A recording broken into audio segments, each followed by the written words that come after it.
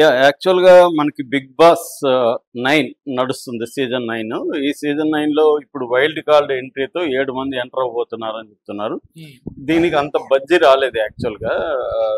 'Big boss 9' సీజన్‌కి ఇంతకుముందు అంత బడ్జెట్ రాలేదు. దానికోసం కొంత మార్చాలి, ప్యాటర్న్ మార్చాలని చెప్తున్నారు. దీన్ని ఒక వెర్షన్ 2 లాగా తీసుకొచ్చి దీన్ని ఒక కొత్త బ్లడ్‌ని ఎక్కించి మళ్ళీ దీన్ని హైప్ క్రియేట్ చేయాలన్న ప్లాన్లో బిగ్ బాస్ టీం ఉన్నట్టు కనబడుతుంది. అందులో భాగంగా ఈరోజు వైల్డ్ ఎంట్రీ ద్వారా ఆమె వస్తుందని ఆమె కూడా కన్ఫర్మ్ చేసింది. నేను వెళ్తున్నానని చెప్పింది ఇంటర్వ్యూలో.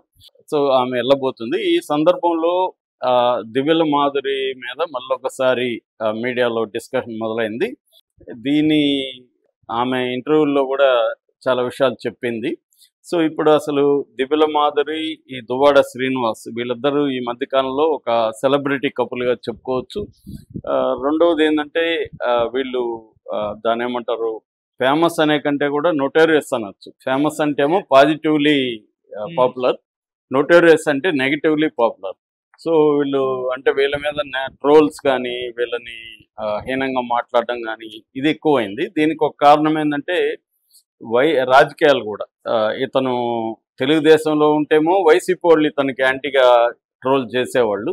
ఇతను వైసీపీలో ఉన్నాడు కాబట్టి తెలుగుదేశం వాళ్ళు, జనసేన వాళ్ళు ట్రోల్స్ చేశారు. ఎందుకంటే గతంలో ఇతను పవన్ కళ్యాణ్ 3 పెళ్ళిళ్ళు ఇవన్నీ కూడా విమర్శించి ఉండడం, దువ్వాడ శ్రీనివాసు. అందువల్ల ఇతను ఇప్పుడు రెండో పెళ్ళి అంటే పెళ్లి చేసుకోలేదని కలిసి ఉంటున్నాడు.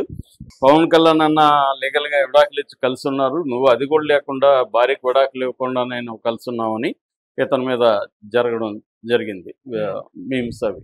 సో ఈ నేపథ్యంలో అసలు దివ్యల మాధురి బ్యాక్గ్రౌండ్ ఏంటి, ఇతని బ్యాక్గ్రౌండ్ ఏంటి, వీళ్ళిద్దరూ ఎలా కలిసారు, ఈ విషయాల గురించి మనం మాట్లాడుకున్నాం. చాలామంది ఏమంటారంటే అసలు మీకేం టాపిక్ దొరకలేదా వీళ్ళిద్దరు మాట్లాడతాం. నిజానికి ఇది కూడా ఒక ఇంపార్టెంట్ టాపిక్. ఇవాళ సమాజంలో వస్తున్న మార్పులకి, సామాజిక సంబంధాల్లో వస్తున్న మార్పులకి ఒక సింబల్గా ఇది ఒక స్టోరీ చెప్పుకోవచ్చు. అలాగే ఉమెన్ సెక్సువాలిటీ ఏంటి, ఉమెన్ ఎంపవర్మెంట్ ఏంటి, ఉమెన్ కెరీర్లో గ్రోత్లో వచ్చే సమస్యల్ని ఎలా డీల్ చేస్తారనే దానికి కూడా దివ్యల మాధురి ఎపిసోడ్ ఒక ఇంపార్టెంట్గా నేను అనుకుంటున్నాను.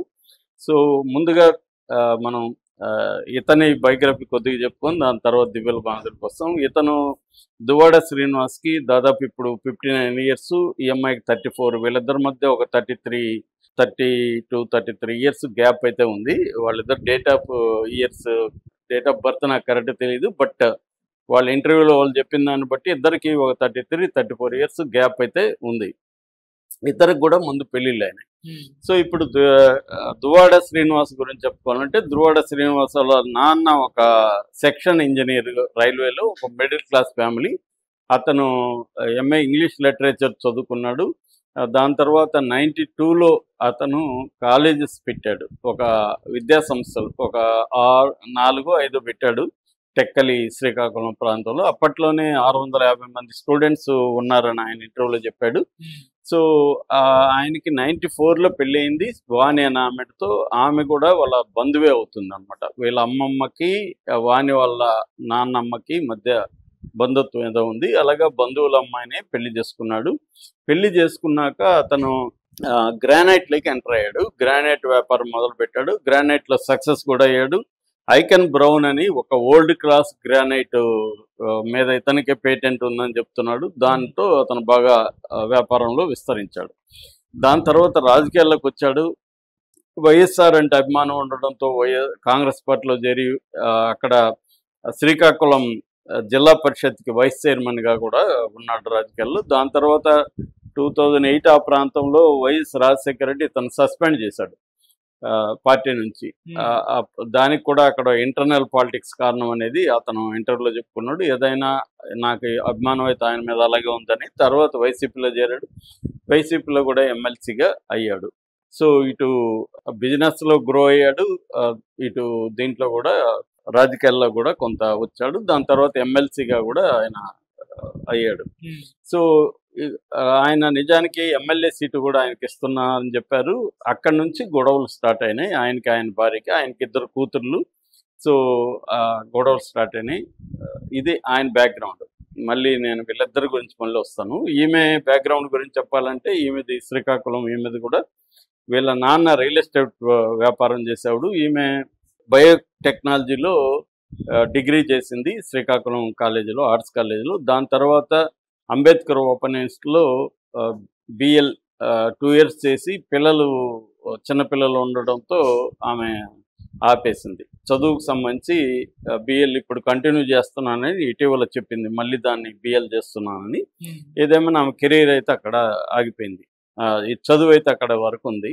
ఇటు ఆమె పర్సనల్గా అంటే వేరే బిజినెస్ ఇంట్రెస్ట్ చెప్పాలంటే ఆమెకు భరతనాట్యం చిన్నప్పటి నుంచి ఇష్టము. భరతనాట్యంలో ప్రొఫెషనల్ డ్యాన్సర్ ఆమె. అందుకని ఆమె శ్రీకాకుళంలో ఒక స్కూల్ పెట్టింది, భరతనాట్యం స్కూల్ పెట్టి పిల్లలకి ఫ్రీగా ఆమె ఫీజులు తీసుకోకుండా వాళ్ళకి డ్యాన్స్ నేర్పిస్తుంది. దాంతోపాటు వాళ్ళ నాన్న రియల్ ఎస్టేట్ వ్యాపారం తను కూడా చేయడం మొదలుపెట్టింది. అలాగే అక్కడ ఎస్ఆర్ పెట్రోల్ బంక్ అని ఒక పెట్రోల్ బంక్ కూడా ఆమె పెట్టి రన్ చేస్తుంది. అంటే ఆ టెక్కలి టౌన్లో ఆమె కొంత ఒక బిజినెస్ ఉమెన్ గాను, ఇటు డ్యాన్సర్, స్కూల్ డ్యాన్స్ టీచర్ గాను ఆ కమ్యూనిటీలో కొంత పాపులర్ అయితే అయింది. టౌన్ కమ్యూనిటీలో పెళ్ళి కూడా ఆమె భర్త మెరైన్ ఇంజనీరు, ఆస్ట్రేలియాలో. వాళ్ళ భర్త మహేష్ చంద్ర ఆయన పేరు. వాళ్ళ భర్త వాళ్ళ నాన్న గౌరయ్య అని, ఆయన వెరీ పాపులర్ అడ్వకేట్ శ్రీకాకుళంలో. సో అది కూడా మంచి ఫ్యామిలీ అనమాట. ఈమెకి 3 కూతుర్లు అని చెప్తున్నారు. సో ఎప్పుడైతే ఈమె బిజినెస్లో యాక్టివ్గా ఉందో ఈ శ్రీవాణి ఈయన భార్య వాణి దగ్గరికి వైసీపీ కార్యకర్తలను పంపించి ఇలాగ మాకు నువ్వు రాజకీయాల్లోకి వస్తావా, వైసీపీలో చేరతావా అని అడిగింది. ఎందుకంటే హస్బెండ్ ఇప్పుడు ఎమ్మెల్యేగా కంటెస్ట్ చేస్తున్నాడు కాబట్టి టెక్కలిలో ఈమెకి మంచి, ముఖ్యంగా ఉమెన్లో మంచి పట్టుంది, పాపులర్ కాబట్టి ఈమె కానీ అక్కడ మనం హెల్ప్ తీసుకుంటే మనకి ఓట్లు బాగా, ఉమెన్ ఓట్లు పోలరైజ్ అవుతాయి మన వైపు అనేది వాణి ప్లాన్ చేసుకొని ఈమెను కాంటాక్ట్ చేసింది. ఫస్ట్ వచ్చి జిల్లా మహిళా అధ్యక్షురాలుగా ఇస్తానని కూడా హామీ ఇచ్చింది. కానీ అది ఇవ్వలేక టెక్కలి మహిళా అధ్యక్షురాలుగా పోస్ట్ ఇచ్చి పార్టీలోకి తీసుకున్నారు. అక్కడ నుంచి పార్టీలో ఉంది. పార్టీ కోసం దాదాపు 2 కోట్లు ఖర్చు చేశానని కూడా చెప్తుంది. అట్లాగా ఈమె వాణి ద్వారా దువ్వాడ శ్రీనివాస్కి పరిచయం అయింది. అక్కడ నుంచి దువ్వాడ శ్రీనివాస్తో ఇదైంది.